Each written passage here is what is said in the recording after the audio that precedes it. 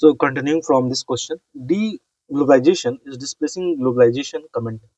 तो अ, सबसे पहले क्या था, हम लोग का पहले ग्लोबलाइजेशन का ग्लोबल विलेज ये सब का बात होने लगा कि आज हम लोग यहाँ बैठे यहाँ ये कर सकते हैं वो कर सकते हैं। एक नैरेटिव सेट किया गया था कि इंडिया में बैठा हुआ लोग more knowledgeable, getting more knowledgeable, और यहाँ बैठे हम लोग वेस्टर्न कंट्री का मूवीज देख रहे हैं, रियल टाइम लाइव मतलब गूगल मैप यूज कर रहे हैं, अमेरिका को देख रहे हैं, ट्रेस कर रहे हैं। तो क्या था, वो धीरे धीरे क्या हुआ, एक नैरेटिव बना कि ग्लोबल विलेज का बात होने लगा। ठीक है, इस इंडिया कोई भी अब किसी से सब जगह इंटरकनेक्टनेस बन गया। ठीक है, the world was interconnected, everything was connected. अभी भी आप फ्लाइट एक चेक करेंगे तो आपको फ्लाइट यहाँ से यूके का भी ऑन टाइम मिल जाएगा। एक मतलब 2 दिन में आप UK will be in UK. तो जो पहले का जो कंट्री था, जो 2-2 महीना लग गया आपको जाने में, कहीं कहीं आने से, तो ये कैसे इस स्टेज पे हम लोग कैसे पहुंचे? तो इस स्टेज को हम लोग कहते हैं ग्लोबलाइजेशन। तो सबको, ग्लोब को हम लोग एक साथ कनेक्ट कर दिए सब चीज को। तो उसमें क्या हुआ, money flow, economic, labour flow, आपका ब्रेन ड्रेन, ये सारा चीज एग्जांपल इसमें जाएगा। तो अब हम लोग आते हैं अपने क्वेश्चन पे। तो देखते हैं क्या यहाँ पे दिया गया है। So the assertion that deglobalization is displacing globalization। तो अब क्या हो रहा है कि इतना जब इंटरकनेक्ट लोगों को पता चला कि अरे अब तो हम लोग बहुत ज्यादा लोग के ऊपर डिपेंड हो चुके हुए हैं, और वो उल्टा ही खतरा हो रहा है। जैसे कि आप व्हाट्सएप को लेके देख सकते हैं, या फेसबुक हो सकता है, या बहुत कुछ हो गया। तो वो क्या हो रहा है कि उल्टा आपको थ्रेट, रैंसम अटैक हो जाता है। ठीक है, तो क्या कर रहे हैं, लोग अपने आप को प्रोटेक्ट कर रहे हैं। जैसे एक टिकटॉक था, उसको बैन करना पड़ा। क्या था, तो चाइना चाइना का जो मिलिट्री था उसमें उसका कुछ स्टेक था। तो इस चीज को समझते हैं। तो अब आते हैं हम लोग इस पे। The assessor deglobalization is displacing globalization reflect a significant shift in the dynamic of international trade investment and political relation। ठीक है, dynamic shift of international trade investment, while globalization has fostered interconnectedness, यानी कि वो बढ़ाया through increased trade। ठीक है, capital flows, cultural exchanges, recent trends indicate a retreat। क्या है retreat, यानी कि पीछे हटना from these process।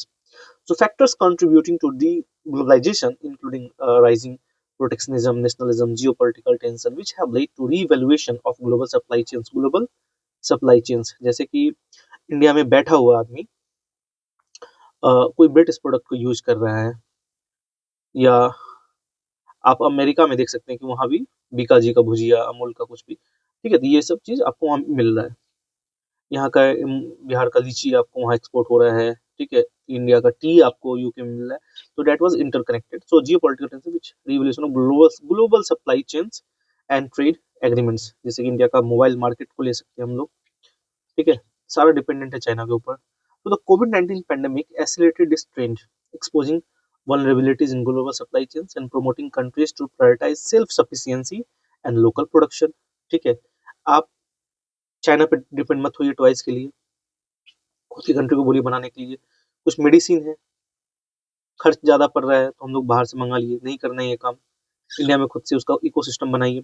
So nations are increasingly adopting protectionist measures such as tariffs and import restriction to safeguard domestic industries and jobs। Furthermore, the ongoing conflict between major powers like US China has intensified competition, promoted nations to reassess their economic dependencies, further promoting deglobalization। So additionally, social movements advocating for sustainable practices and equitable development are pushing back against the excess of globalization। The shift towards, तो excess of globalization क्या हुआ कि आप अभी सारा कुछ मतलब phone में आप ले लीजिए। तो आपका जो फोन है that is made in, suppose हम लेते हैं आईफोन को, made in USA, software made in USA, applications और सॉफ्टवेयर यूज कर रहे हैं made in USA. once they cut this, we will be totally मतलब we will be vulnerable to their mercy। ठीक है, तो जो एक्सेस ऑफ ग्लोबलाइजेशन उसको खत्म करना है। This shift towards local emphasize environmental sustainability and economic community well-being, challenging the traditional global economic model। While globalization has historically driven economic growth and interdependence, the current trend of de-globalization signifies a critical reorientation of global dynamics, reflecting the complexities and challenges of an increasing multipolar world। So this shift could redefine the future of international relation and economic interaction। Now, second question पे आते हैं। What are the distinctive features of post-modern state? ये question आ गया, post modern world से in advance capitalist economy analyse करना है। Analyse में क्या होता है, हमने पॉजिटिव निगेटिव दोनों को देखना पड़ेगा। क्रिटिकली नहीं दिया है लेकिन तो कुछ स्टेटमेंट नहीं दे सकते किसी का, जरूरत नहीं पड़ेगा उतना, लेकिन एनालाइज मतलब पॉजिटिव निगेटिव देखना पड़ेगा। ना पोस्ट मॉडर्न क्या होता है, यानी कि मॉडर्निज्म जो 18-19 सेंचुरी को मॉडर्न, हम लोग मॉडर्न हिस्ट्री जिसे बोलते हैं, तो उसके बाद का जो वर्ल्ड है उसे हम लोग पोस्ट मॉडर्न बोलते हैं। जैसे पोस्ट मॉडर्न में का खास बात आपको मिलेगा, देयर इज नो यूनिवर्सलिज्म, ठीक है, सबका अपना अपना कुछ लोकल चीजें हैं, उन पे वो रिलाई करेंगे, ठीक है। तो पोस्ट मॉडर्न वो सारे जो थ्योरी है उसको रिजेक्ट कर देंगे। नाउ आते हैं post modern state of advance capitalist economy, देखते हैं पोस्ट मॉडर्न स्टेट में। Daniel Bell in his work The Coming of Post-Industrial Society described a feature of advanced capitalist economics, core tenet absence of ideology, ठीक है, देखिए यहाँ पे कोई ideology नहीं है यहाँ पे, and development based upon industrial growth, end of ideology. In this state, the distinctive feature reflects at political, economic and societal level. Political level पे हम लोग बात करेंगे तो power got distributed at local, state, national level with greater focus upon local level. Decentralization of power, emergence of an elitist politics, and increased influence of NGO corporation in politics. A good governance emerges. Policies are developed through collaboration in diverse stakeholder, bottom-up approaches, rise of digital governance. Now, society became pluralist, diverse, identify based upon ethnicity, religion, etc., blurring the cultural barriers and emergence of cultural hybridity. Hybridity. So, economic aspects due to globalization, interconnected economy with global level, emergence of service sector, that is neoliberalism, emergence of service sector.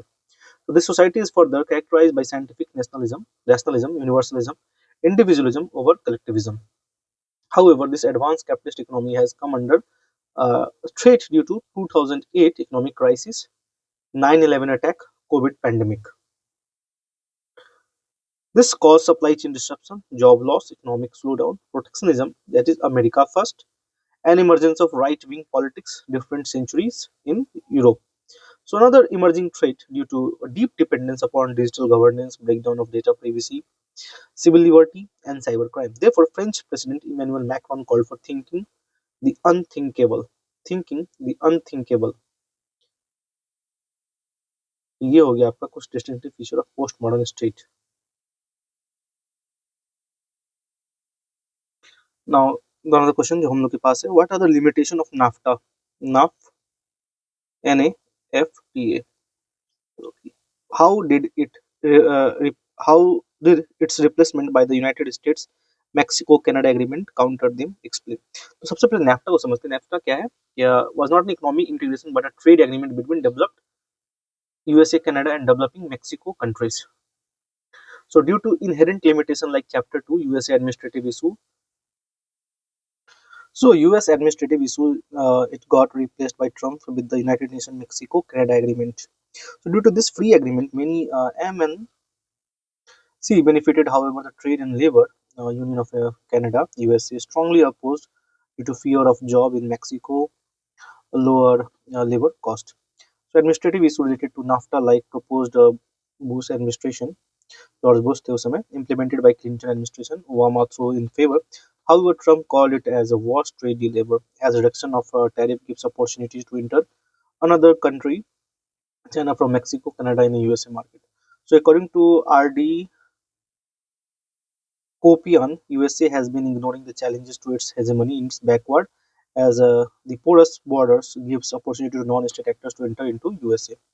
So another issue related to Chapter 17 of this agreement, as it favors individual or corporation and disproportionate distribution of benefit between the nations.